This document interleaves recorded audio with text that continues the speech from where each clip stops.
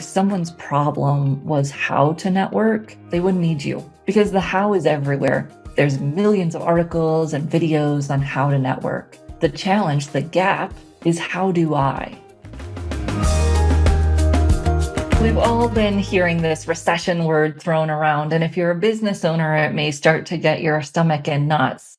What is this going to mean for my business? How am I going to be successful? Of course, businesses thrive during recessions, and it doesn't have to mean that your business will take a dip. So, what can you do to make sure that it doesn't? The first thing is to figure out that sweet spot. Now, the sweet spot is where your credible and energetic content meets your audience's needs. So it's got to be something that you love to deliver, that you're credible at, that people see you as a thought leader or can quickly see you as a thought leader in that space. It's an area where you're the subject matter expert, or you've got a team, or you've got the opportunity to quickly become known as that, right? People have to believe that you can deliver value on that subject area. And you may be building towards something else, and that's fine, but you've got to find that place where right now people could see you as that subject matter expert or the credible person to buy that service or product from. That's got to match up with what your client's actual gaps are. What are their goals? What are they needing to achieve?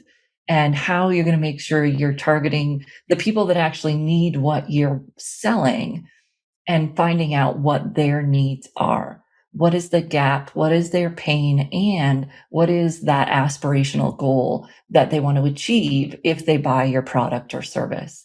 When you have that sweet spot figured out, then you can figure out what is it that I'm going to do to find my audience? Where are they? Where do they hang out?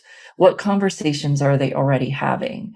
And then once you've identified where they are, you're really going to dive deep to understand why they want that product.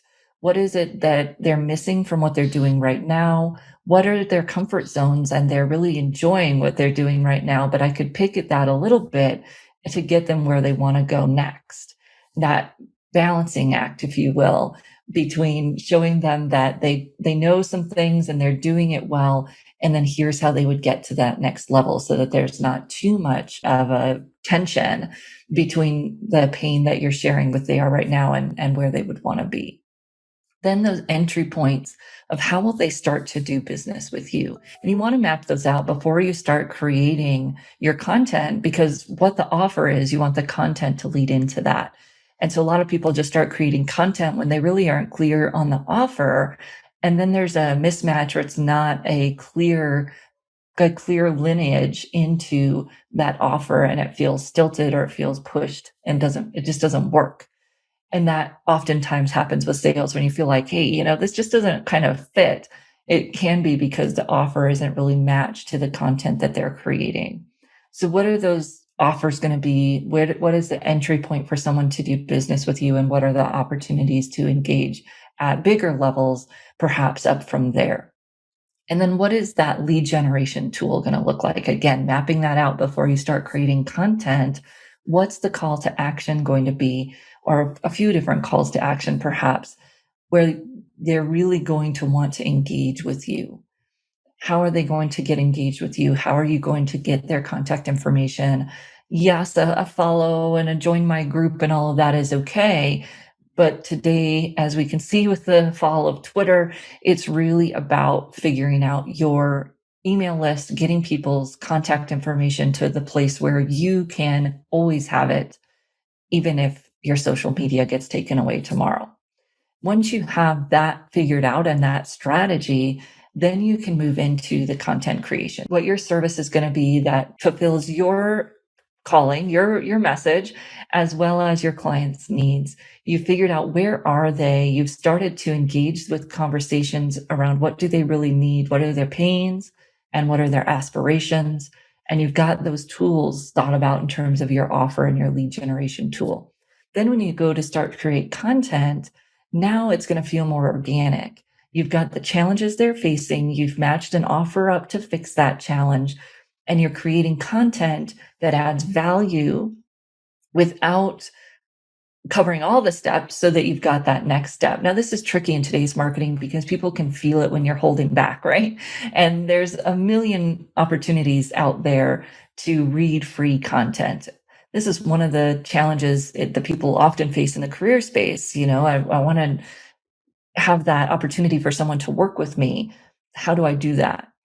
Well, let me tell you that if someone's problem was how to network, they wouldn't need you, right? Because the how is everywhere. There's millions of articles and videos on how to network. The challenge, the gap is how do I? Not how to network, but how do I network with all my limitations, with my personality and my industry, whatever it is that is going on in people's heads. It's how do I, not how to. So you can write your article about how to network and don't be concerned about those people that will take it and implement it and be successful. They were never going to be your client. They weren't, because your client is that person, especially if you're a coach, that needs the how do I, that needs the help of framing it and scripting it and practicing and making sure that it's really going to work for them. And each topic that you might talk about is going to have a similar flow.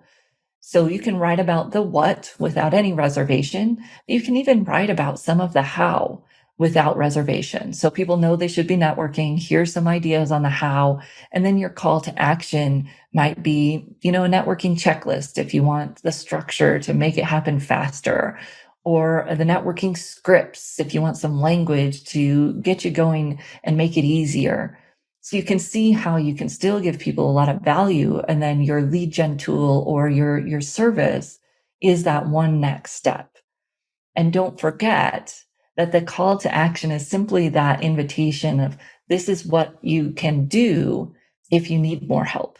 It isn't about selling. It's about giving that person the next step if they're interested and if they need more help than what the article or other piece of content that you're creating can provide. And when you do that, when you start from the beginning and you move through the system and you really connect with your client's needs and provide valuable content, one, you don't have to be creating content every single day. You just don't. You want to create 20% of the time and promote it 80% of the time. Most of us probably aren't doing that. What does that look like? You take little snippets from a video or an audio or a blog and you share it with value across the platforms where your audience will be. You drive them back to that longer piece, and then you've got that call to action there that gets those who are interested that next step that they can take into the process. And then, of course, don't forget, and you set this up before you even start your content, what is the follow-up process going to look like?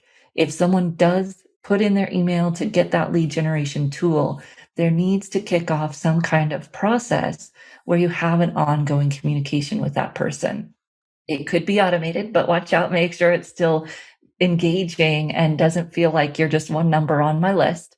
Some of my business owners may not be to the automation place yet, and that's okay too. Still got to have that system that once someone downloads this, simple Google form, and it sends that Google form into a Google spreadsheet. You go through and you send the people whatever it is that download is. And then you put them on a cycle. So once every 3 to 5 days, you're following up to see if they've implemented it, to see if they've had questions. It's not about the sales pitch, about the relationship and making sure they've implemented what you've already shared with them, because only then will they want to take the next step to get some more value.